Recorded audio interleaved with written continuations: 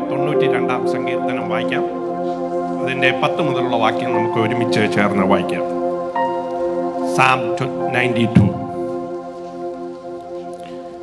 യഹോവയ്ക്ക് സ്തോത്രം ചെയ്യുന്നതും അത്യുന്നതനായുള്ളവയെ നിന്റെ നാമത്തെ കീർത്തിക്കുന്നതും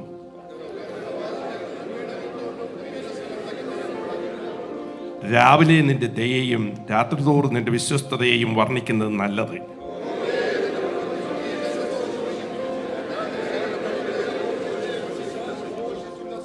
യഹോവയെ നിന്റെ പ്രവൃത്തികൾ എത്ര വലിയവയാകുന്നു, നിന്റെ വിചാരങ്ങൾ അത്യന്തം അഗാധമായവ തന്നെ. ദുഷ്ടൻ പുല്ലുപോലെ മുളയ്ക്കുന്നതും നീതികേട് പ്രവർത്തിക്കുന്നവരൊക്കെയും തഴയ്ക്കുന്നതും എന്നേക്കും നശിച്ചു പോകേണ്ടതിനാകുന്നു. യഹോവേ, ഇതാ നിന്റെ ശത്രുക്കൾ നശിച്ചു പോകുന്നു. നീതികേട് പ്രവർത്തിക്കുന്ന ഏവരും ചിതറിപ്പോകുന്നു. എങ്കിലും എൻ്റെ കൊമ്പ് കാട്ടുപോത്തിന്റെ കൊമ്പ് പോലെ ഉയർന്നിരിക്കും. പുതിയ എണ്ണ എന്നെ തേപ്പിച്ചു. എൻ്റെ കണ്ണ് എൻ്റെ ശത്രുക്കളെ കണ്ട്, എൻ്റെ ചെവി എന്നോട് എതിർക്കുന്ന ദുഷ്കർമ്മികളുടെ കേട്ട് രസിക്കും. നീതിമാൻ പന പോലെ തഴയ്ക്കും, ലബനോനിലെ ദേവദാരു പോലെ വളരും. യഹോവയുടെ ആലയത്തിൽ നടുതലയായവർ നമ്മുടെ ദൈവത്തിൻ്റെ പ്രാകാരങ്ങളിൽ തഴയ്ക്കും. വാർദ്ധക്യത്തിലും അവർ ഫലം കഴിച്ചുകൊണ്ടിരിക്കും. അവർ പുഷ്ടി വെച്ചും പച്ച പിടിച്ചും ഇരിക്കും. യഹോവ നേരുള്ളവൻ, അവൻ എൻ്റെ പാറ, അവനിൽ നീതികേടില്ല എന്ന് കാണിക്കേണ്ടതിന് തന്നെ. നമുക്കൊരു പ്രാവശ്യം കൂടെ ദൈവത്തെ സ്തുതിക്കാം. ഹല്ലേലൂയ.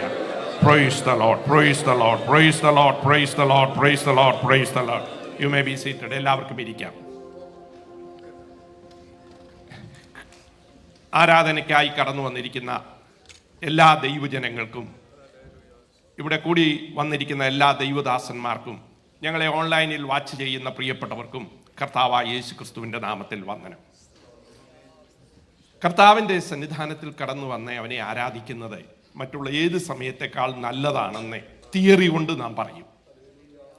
എന്നാൽ യഥാർത്ഥത്തിൽ കടന്നു വരുവാൻ നമുക്കതിനുള്ളൊരു താല്പര്യവും അതിനുവേണ്ടിയുള്ളൊരു മനസ്സൊരുക്കും ഉണ്ടെങ്കിൽ മാത്രമേ ആ സന്തോഷം യാഥാർത്ഥ്യമാകുകയുള്ളൂ. അല്ലെങ്കിൽ ഒരു വെറും ഒരിളക്കപ്പെരുപ്പം കൊണ്ട് മാത്രം മടങ്ങിപ്പോകാൻ കഴിയും.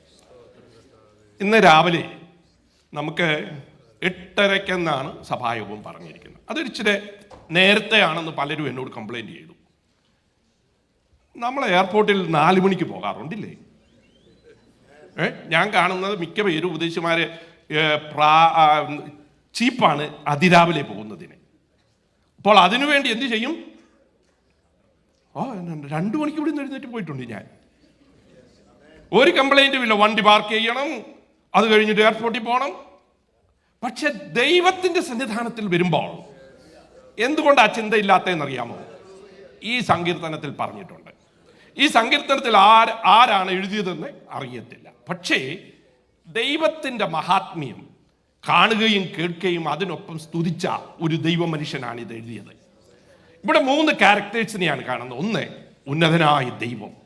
1-ാം വാക്യത്തിൽ നിന്ന് വായിക്കുന്നത് അത്യുന്നതനായ ദൈവം. 8-ാം വാക്യം വീണ്ടും പറയുന്നു എന്നേക്കും അത്യുന്നതനാകുന്നു. 15-ാം വാക്യം പറയുന്നു യഹോവ നേരുള്ളവൻ, അവൻ എൻ്റെ പാറ, അവനിൽ നീതികേടില്ല. അപ്പോൾ ദൈവത്തെ മനസ്സിലാക്കിയിട്ടാണ് താൻ പറയുന്നത്. അത്യുന്നതൻ, എന്നേക്കും അത്യുന്നതൻ, അവനിൽ നേര് മാത്രമേ ഉള്ളൂ, അവനിൽ നീതികേടില്ല, അവൻ എൻ്റെ പാറ. ഇത് പറഞ്ഞിട്ടാണ് താൻ പറയുന്നത്. എന്താ പറയുന്നതെന്ന് അറിയാമോ? ഈ ദൈവത്തെ സ്തുതിക്കുന്നത് എനിക്ക് വളരെ നല്ലതാണ്. അത് ഞാൻ സന്തോഷത്തോടെ സ്തുതിക്കും, ഞാൻ ഘോഷിച്ച് ഉല്ലസിക്കും. അപ്പോൾ അതാണ് ദൈവത്തെ കണ്ട മനുഷ്യൻ പറയുന്നത്. എന്നിട്ട് 2-ാമത്തെ കൂട്ടരെ അവിടെ താഴെ പറഞ്ഞിട്ടുണ്ട്. 6-7 വാക്യം. മൃഗപ്രായനായ മനുഷ്യൻ, മൂഢൻ, ദുഷ്ടൻ, നീതികേട് പ്രവർത്തിക്കുന്നവൻ. അവന്റെ വളർച്ച പുല്ലുപോലെയാണ്. തഴിക്കും, പെട്ടെന്ന് തഴിക്കും, അല്പനേരത്തേക്കേ ഉള്ളൂ. പറഞ്ഞ് മനസ്സിലായല്ലോ? അവനും തഴിക്കും, ഒരുപാട് പേര് തഴിക്കും, പക്ഷേ അല്പനേരത്തേക്കുള്ളൂ, ടെമ്പററിയാണ്. അവന് കൊടുത്തിരിക്കുന്ന പേര് കണ്ടോ? എന്തൊക്കെയാ? ദുഷ്ടൻ, പിന്നെ മൃഗപ്രായൻ, മൂഢൻ, നീതികേട് പ്രവർത്തിക്കുന്നവൻ. എത്ര വലുതായാലും ദൈവസന്നിധാനത്തിൽ ദൈവത്തെ നിഷേധിക്കുന്നവൻ, ദൈവത്തിന്റെ പ്രവൃത്തിയെ ഗ്രഹിക്കാത്തവൻ, ദൈവത്തിൽ സന്തോഷിക്കാൻ കഴിയാത്തവന് ഇത്രയേ ഉള്ളൂ ദൈവത്തിന്റെ സന്നിധാനത്തിൽ അവന്റെ വാല്യൂ. പിന്നെ മൂന്നാമത്തെ ഗ്രൂപ്പ് നീതിമാനാണ്. നോക്കിക്കേ, മൂന്നാമത്തെ ഗ്രൂപ്പ് നീതിമാൻ. ഈ നീതിമാനെ കുറിച്ച് 3 കാര്യങ്ങളാണ് പറഞ്ഞിരിക്കുന്നത്. ഒന്ന്, അവൻ കാട്ടുപോത്തിന്റെ കൊമ്പ് പോലെ അവന്റെ തല ഉയർത്തും. പറഞ്ഞു മനസ്സിലായോ? കാട്ടുപോത്തിനെ നിങ്ങൾ കണ്ടിട്ടുണ്ടല്ലോ, അറ്റ്ലീസ്റ്റ് ഈ കാലങ്ങളിൽ അതൊക്കെ കാണാൻ വളരെ എളുപ്പമാണ്. അത് തല ഉയർത്തുന്നത് അതിന്റെ ശത്രുവിനെ തോൽപ്പിച്ച് കഴിയുമ്പോൾ ഇങ്ങനെ തല ഉയർത്തി നിൽക്കും. അതിന്റെ ശക്തിയെ പ്രകടിപ്പിക്കുന്നതാണ് കാട്ടുപോത്തിന്റെ കൊമ്പെന്ന് പറഞ്ഞിരിക്കുന്നത്. എന്നിട്ട് പറയാണ്, ദൈവമാണ് എന്നെ ഉയർത്തുന്നത്, തല ഉയർത്തുന്നത്. എങ്ങനെ? കാട്ടുപോത്തിന്റെ കൊമ്പ് പോലെ. എന്നിട്ട് പറയാ, പുതിയ എണ്ണ കൊണ്ട് എന്നെ തേക്കുന്നു. അത് അഭിഷേകമാണ് എന്ന് ചിലർ പറയുന്നു, അല്ല എന്ന് പറയുന്നവരുണ്ട്. എന്തായാലും അഭിഷേകമാണെന്ന് നമുക്കെടുക്കാം. എന്താ? ശത്രുവിന്റെ മുൻപിൽ തോൽക്കാതിരിക്കുവാൻ. ക്ഷുദ്രജീവികൾ കടന്നു വരുമ്പോൾ എണ്ണ തേക്കുന്ന ഒരു പരുവ് 23-ാം സങ്കീർത്തനത്തിൽ പറഞ്ഞിട്ടുണ്ട്. നിന്നെ ശത്രുവിന്റെ കയ്യിൽ നിന്ന് വിടുവിക്കുന്നതിന് വേണ്ടി, അത് നിന്നെ ശല്യം ചെയ്യാതിരിക്കാൻ വേണ്ടിയാണ് ആ അഭിഷേകത്തിന്റെ ഒരു ഭാഗം. രണ്ടാമത് പറഞ്ഞിട്ടുണ്ട്, ഈ അഭിഷേകം ദൈവം എനിക്ക് ചെയ്യും. എന്താ? കൂട്ടുകാരിൽ പരമായി ആനന്ദ തൈലം കൊണ്ട് അഭിഷേകം ചെയ്ത്. അത് പറയാൻ നമുക്ക് എല്ലാവർക്കും എളുപ്പമാണ്. പക്ഷെ അതിന്റെ മറുസൈഡ് എന്താണെന്നറിയാമോ? ഞാൻ ദുഷ്ടതയെ ദേഷിക്കുകയും, അയ്യോ ഈ വാക്യം അറിയത്തില്ലയോ, നീതിയെ ഇഷ്ടപ്പെടുകയും ചെയ്യുന്നത് കൊണ്ട്. നീതിമാനാണല്ലോ എൻ്റെ വിഷയം, മൂന്നാമത്തെ ഗ്രൂപ്പ്. അപ്പോൾ നീതിയെ ഇഷ്ടപ്പെടുന്ന ഒരു ദൈവം, നീതി പ്രവർത്തിക്കുന്നവനെ പുതിയ അഭിഷേകം കൊണ്ട് നിറയ്ക്കുന്ന ഒരു ദൈവം. നമ്മൾക്ക് എല്ലാവർക്കും കൂട്ടുകാരിൽ പരമായി അഭിഷേകം വേണമെന്ന് ആഗ്രഹിക്കുന്നവരാ. പക്ഷെ ദൈവം പറയുന്നത്, കൂട്ടുകാരിൽ പരമായി നിന്നെ അഭിഷേകം ചെയ്യണമെങ്കിൽ നീ ദുഷ്ടതയെ ദേഷിക്കണം, നീ നീതിയെ ഇഷ്ടപ്പെടണം. അങ്ങനെയാകുമ്പോഴാണ് നിന്നെ കാട്ടുപോത്തിന്റെ കൊമ്പ് പോലെ ഉയർത്തുന്ന ഒരു ദൈവം നിനക്ക് വേണ്ടിയുള്ളത്. ആ അഭിഷേകമാണ് നിന്നെ വ്യത്യസ്തനാക്കി തീർക്കുന്നത്. ഈ നീതിമാൻ എവിടെയായാലും നിൽക്കുന്നവനല്ല. അവൻ എവിടാ നിൽക്കുന്നത്? നമ്മൾ ഈ വേദപുസ്തകമൊക്കെ വായിക്കുമ്പോൾ ശരിക്കും പഠിക്കണം, ശരിക്കും വായിക്കണം. ഈ സങ്കീർത്തനം ഇന്ന് ഞാൻ ഒരു 10 പ്രാവശ്യം വായിച്ചു, പല ട്രാൻസ്ലേഷനിൽ വായിച്ചു.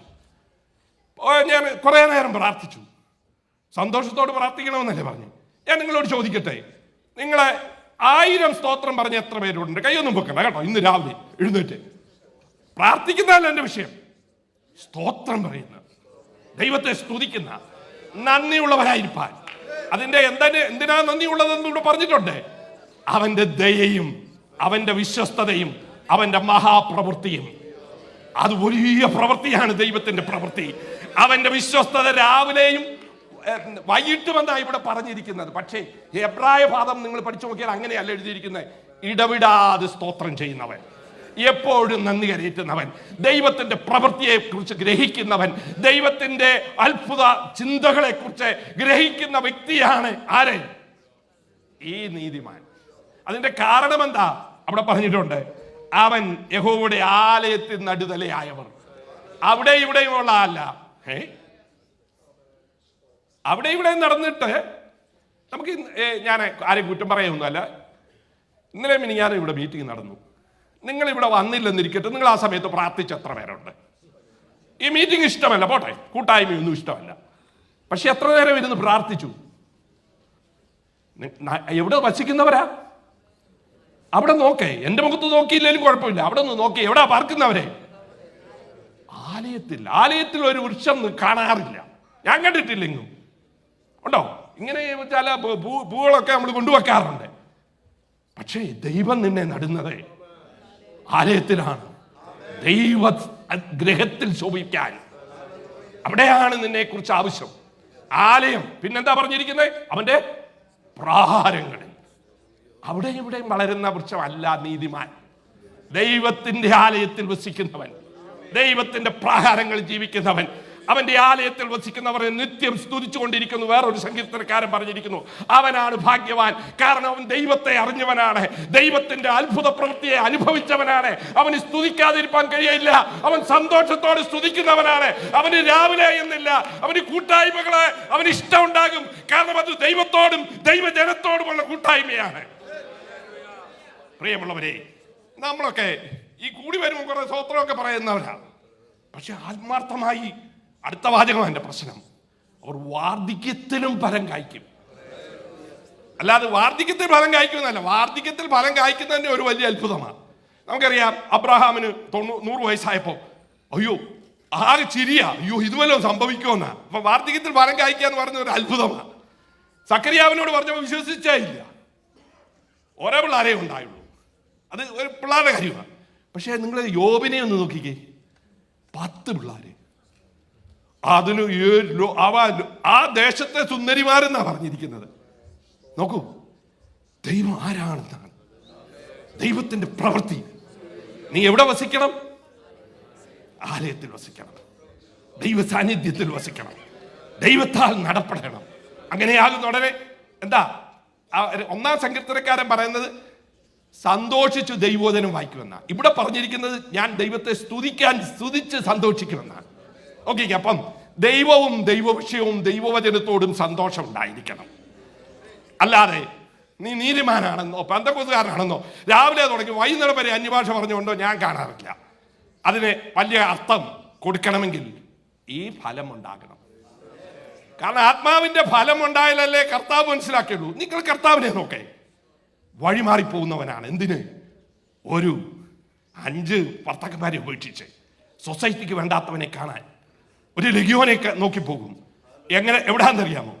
ഒരു തടാകം താണ്ടിയിട്ട് ഉത്സവം ആചരിക്കുമ്പോൾ ഒരു കുളത്തിന്റെ കരയിലേക്ക് പോകും. ഉത്സവത്തിൽ അവിടെ സ്ഥലമല്ല, ദേവാലയത്തിലല്ല, അവൻ ഒരു കുളത്തിന്റെ അരികിലേക്ക് പോകും. കരയുന്ന ഒരു വിധവയെ നോക്കി നയിൻ വരെ പോകും. ഇതാണ് കർത്താവിന്റെ പ്രവൃത്തിയെങ്കിൽ ഇന്ന് പകൽക്കാലം നിന്റെ പ്രവൃത്തി ഇവിടെ വന്ന് പാത്രം ചെയ്യുന്ന, സന്തോഷിക്കുന്ന, പാടുന്ന, തുള്ളിക്കാളിക്കുന്ന അനുഭവമല്ല. നീ വാർദ്ധക്യത്തിലും ഫലം കായ്ക്കണം എന്ന് പറഞ്ഞാൽ നല്ല കാലത്ത് ഫലം കായ്ക്കുന്നവനെ കുറിച്ചാണ് പറയുന്നത്. വാർദ്ധക്യത്തിലും ഫലം കായ്ക്കുമെന്ന് പറഞ്ഞ മനസ്സിലായല്ലോ. എന്താ ഫലമാണ് നമ്മുടെ പുതിയ നിയമത്തിൽ? നീതിയുടെ ഫലമെന്നും വെളിച്ചത്തിന്റെ ഫലമെന്നും ആത്മാവിന്റെ ഫലമെന്നും ഒക്കെ പറഞ്ഞിട്ടുണ്ട്. അതിലേതെങ്കിലും ഒന്ന് വേണ്ടേ? ഈ പശു ആട് കിടക്കുന്നിടത്ത് എന്തുണ്ട്? പൂടയുണ്ടെന്നൊരു പഴഞ്ചൊല്ലുണ്ട്. ഈ മുല്ലപ്പൂവും വേറ്റി കിടക്കുന്ന കല്ലിനുമുണ്ടൊരു സൗരഭ്യം എന്നാണ് പറഞ്ഞിരിക്കുന്നത്. പെന്തക്കോസ്തുകാരന് ആ സൗരഭ്യം വേണ്ടേ? ഇന്ന് എന്താണ് നമുക്ക് പറ്റിയിരിക്കുന്നത്? ഈ ഫലമില്ലാത്തതല്ലേ നമ്മുടെ പ്രശ്നം? ബാക്കിയെല്ലാം ഇല്ലേ? ഈ വരം കൊണ്ട് വലിയ ഗുണമില്ലെന്ന് കർത്താവ് പറഞ്ഞു. വീര്യപ്രവൃത്തി ചെയ്യുന്നവൻ, ഭൂതത്തെ പുറത്താക്കുന്നവൻ, പ്രവചിക്കുന്നവൻ, കർത്താവേ കർത്താവേ എന്ന് വിളിക്കുന്നവൻ നിങ്ങളെ അറിയുന്നില്ലെന്നാ പറഞ്ഞു. വീര്യപ്രവൃത്തി ചെയ്യുന്നത് കർത്താവ് തന്ന ദാനം കൊണ്ടാ. എന്നാൽ നീ ഫലമുണ്ടാകുന്നത് നിന്നിൽ നിന്ന് പരിശുദ്ധാത്മാവിലെ ദൈവപ്രവൃത്തി വെളിപ്പെടുമ്പോഴാണ്. പ്രിയമുള്ളവരെ, എൻ്റെ മുൻപിൽ കുറച്ച് സമയമുള്ളൂ. ഞാനൊരു കാര്യം പറയട്ടെ. ഈ 4 സഭകളാണ് ഇവിടെ ഉള്ളത്. IPCയിൽ ഇത് വലിയ സഭ. രണ്ടാമത്തെ പാസ്റ്റർ എബ്രഹാം ചെറി ചാക്കോടെ, പിന്നെ അതിനേക്കാൾ ചെറിയ സഭ. മൂന്നാമത്തെ പാസ്റ്റർ ഷാജിയുടെ സഭ. നാലാമത്തെ ഒരു കൊച്ചു സഭയാണ് എൻ്റെ, അല്ലേ? ഞാൻ ഇപ്പം വിളിച്ചു പറയാൻ പോവല്ല. ഇപ്പോഴേ എൻ്റെ ഇൻകം കൊണ്ട് 20 സഭകളെ 10,000 തുടങ്ങി 3,000 വരെ എല്ലാ മാസവും സപ്പോർട്ട് ചെയ്യുന്നുണ്ട് അനേക വർഷങ്ങളായിട്ട്. ഇവിടെ 22 സഭയ്ക്ക് വേണ്ടി ഇന്നലെ ഇവിടെ കിടന്ന് യാചിക്കായിരുന്നു, അല്ലേ? കാരണം എന്താണെന്നറിയാമോ? നിന്റെ പോക്കറ്റിലുള്ള നീ കൊടുക്കാത്തത് കൊണ്ട്. എൻ്റെ ഭാര്യ 19 റിട്ടയർ ചെയ്തു. എന്നിട്ട് 2 വർഷം കഴിഞ്ഞ് കോവിഡ് കഴിഞ്ഞപ്പോൾ എന്നോട് പറഞ്ഞു, ഞാൻ വെറുതെ ഇരിക്കുന്നില്ല, എനിക്ക് കുറച്ച് ചാരിറ്റി പ്രവൃത്തി ചെയ്യണം, മിഷൻ വർക്കിന് പോകണം, ഒരൊറ്റ പൈസ ഞാൻ തരത്തില്ലെന്ന് പറഞ്ഞു. 2 ദിവസം ഇപ്പം PR ചെയ്യുന്നുണ്ട്, ജയിലിൽ പോയി. ഈ 4 വർഷത്തിനകം 5 മിഷനറി വർക്ക് ചെയ്തു. ഒന്ന് ഇവിടെ ഉള്ള പലരുടെ കൂടെ കൂടി ആഫ്രിക്കയിൽ പോയി, 2 പ്രാവശ്യം ടർക്കിയിൽ പോയി, 2 പ്രാവശ്യം വയനാട്ടിൽ പോയി, ഇപ്പോഴും പോയിരിക്കുക. അനേക പാവങ്ങളെ കെട്ടിച്ചു വിടാൻ, പഠിപ്പിക്കാൻ. ഞാനൊരു പൈസയും മേടിക്കുന്നില്ല. എൻ്റെ എൻഗത്തിൽ നിന്ന് 20 സഭയെ ഞാൻ സപ്പോർട്ട് ചെയ്യുന്നുണ്ട്. എൻ്റെ ഭാര്യ വർക്ക് ചെയ്യുന്ന ഒരൊറ്റ പൈസ ഞാൻ എടുക്കുന്നില്ല. മിഷൻ വർക്കിന് വേണ്ടി കൊടുക്കുക. വാർദ്ധക്യത്തിൽ നിങ്ങൾക്ക് എന്തെങ്കിലും ചെയ്യാൻ പറ്റുമോ? ഈ വാചകം അടിക്കുന്ന എനിക്കിതൊന്നും അല്ലായിരുന്നു എൻ്റെ ബാക്ക്ഗ്രൗണ്ട്. ഇവിടെ ഇരിക്കുന്ന ബാബു എബ്രഹാം പാസ്റ്ററോട് ചോദിച്ചാൽ മതി. ഞങ്ങൾ തലയോലപ്പറമ്പിൽ കത്തോലിക്കരുടെ ഇടയിൽ പ്രവർത്തിച്ചപ്പോൾ പട്ടിണി കിടന്നിട്ട് ഒരു മത്തങ്ങ കിട്ടിയിട്ട്, ഞാൻ മത്തങ്ങ അങ്ങനെ തിന്നാറില്ല. ഞങ്ങൾ അനേക ദിവസം പട്ടിണി കിടന്നിട്ടുണ്ട്. കാശ്മീരിൽ ഞാൻ പട്ടിണി കിടന്നിട്ടുണ്ട്. ഉപദേശിമാരുടെ കഷ്ടത എന്താണെന്ന് എനിക്ക് നന്നായിട്ട് അറിയാം. നമ്മൾ 50 രൂപ അങ്ങോട്ട് കൊടുത്തിട്ട്, രൂപ അല്ലല്ലോ, $, കൊടുത്തിട്ട് ഭയങ്കര വലിയ കാര്യമായിട്ടാണ് പറയുന്നത്. അതിന്റെ വാടകയും പോയി. കഞ്ഞി കുടിക്കാൻ വകയില്ലാത്തവരാ മിക്ക ഉപദേശിമാരും. നമ്മുടെ നേതാക്കന്മാര് സുഖിച്ചിങ്ങനെ ജീവിക്കുന്നുണ്ട്. കാരണം അവരെ അക്കുമുലേറ്റ് ചെയ്യുന്നവരാ, കൊടുക്കുന്നവരല്ല, വളരെ കുറച്ചേ കൊടുക്കത്തുള്ളൂ.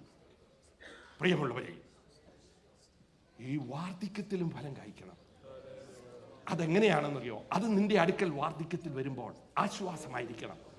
ഞാനിവിടെ ഒരു ഉദാഹരണം പറയാൻ പോകുന്നു. ഇവിടുത്തെ ജോൺസണുകളുണ്ടല്ലോ, എനിക്ക് അദ്ദേഹത്തെ 75 തൊട്ടറിയാം. ബീനയുടെ ഫാദറെ കുറിച്ചാണ് ഞാൻ പറയുന്നത്. അദ്ദേഹം അന്ന് ആരായിരുന്നറിയോ? എനിക്ക് 77 പാസ്പോർട്ടിൽ സൈൻ ചെയ്ത വ്യക്തിയാണ്. കാരണം അന്ന് അതിന് അദ്ദേഹത്തിന് അത്ര അധികാരമുണ്ടായിരുന്നു. അദ്ദേഹത്തിന്റെ ഹ്യൂമിലിറ്റി നിങ്ങൾ ശ്രദ്ധിച്ചിട്ടുണ്ടോ? അദ്ദേഹത്തെ പോലെ ഒരു നല്ല മനുഷ്യനെ ഇത്രയും പ്രായമായിട്ട് നിങ്ങൾ എത്ര പേരെ കണ്ടിട്ടുണ്ട്? അദ്ദേഹം ഇവിടെ ഉണ്ട്. അദ്ദേഹത്തിന്റെ പൊസിഷൻ എന്തൊരു വലിയ പൊസിഷൻ ആയിരുന്നു അറിയാമോ? നിങ്ങൾക്കിതൊന്നും അറിയത്തില്ല. ഞാൻ 73 തൊട്ട് ഈ നോർത്ത് ഇന്ത്യയിലായപ്പം പലപ്പോഴും ചെമ്പൂർ സഭയിൽ പോയിട്ടുണ്ട്. ആ മനുഷ്യനെ നോക്കേ, വാർദ്ധക്യത്തിലും ഫലം കായ്ക്കുന്നു. ഒരാത്മീയ ജീവിതത്തിന്റെ ഒരു മകുട ഉദാഹരണം. നമ്മുടെ വലിപ്പന്മാരെയൊക്കെ ഒന്ന് നോക്കിക്കേ, എത്ര പേര് മറ്റുള്ളവർക്ക് ഒരു ആശ്വാസമായി, അനുഗ്രഹമായി തീരും. ഇന്ന് രാവിലെ നീ വാർദ്ധക്യത്തിലും ഫലം കായ്ക്കണമെന്ന് നിന്നെക്കുറിച്ച് കർത്താവ് പ്രതീക്ഷിക്കുന്നു. വാർദ്ധക്യത്തിൽ ഫലം കായ്ക്കുന്ന ഒരു അത്ഭുതമാണ്. അത് ദൈവത്തിന്റെ പ്രവൃത്തിയായിരിക്കണം. അവിടാണ് വിജയം. ആരെപ്പോലെ വിജയിച്ചു നിൽക്കും? കാട്ടുപോത്തിനെ പോലെ അവൻ പച്ച പിടിച്ചും പുഷ്ടി പ്രാപിച്ചുമിരിക്കും. കാരണം ദേവാലയത്തിലാണ് നിൽക്കുന്നത്. യേശു പറഞ്ഞു, എന്നിൽ വസിക്കുന്നവൻ വളരെ ഫലം കായ്ക്കും, അവൻ ദൈവത്തിന് മഹത്വം കൊടുക്കും. അതുകൊണ്ട് നാം ദൈവത്തിന് മഹത്വം കൊടുക്കുന്ന നീതിമാന്മാരായി, ദേവാലയത്തിൽ നിൽക്കുന്നവരായി, വിജയാളികളായി നിൽക്കുവാൻ ദൈവം സഹായിക്കട്ടെ എന്ന് പ്രാർത്ഥിച്ചുകൊണ്ട് ഞാൻ എൻ്റെ വാക്കുകൾ ചുരുക്കുന്നു.